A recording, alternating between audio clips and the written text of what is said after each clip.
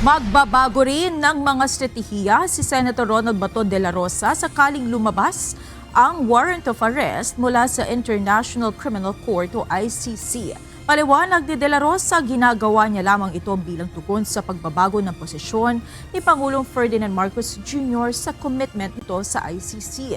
Anya, kailangan niyang malagpasan ang lahat ng mga hamon na kinakaharap niya. Sir, Bago nga si President Marcos ang stand, di ba? Ako pa, hindi magbago lang yung stand.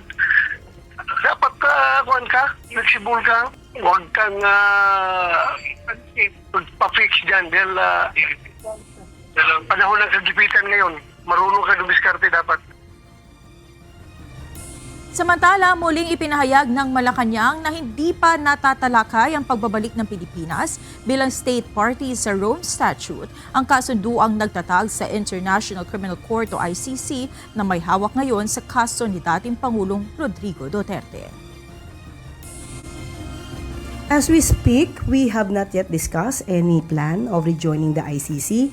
Yung hindi po natin nakausap ang Pangulo, tinanong po natin yan ng personal at siya'y ngumiti lamang at sasabihin ko daw dapat na wala pa talaga na pag-uusapan patungkol doon.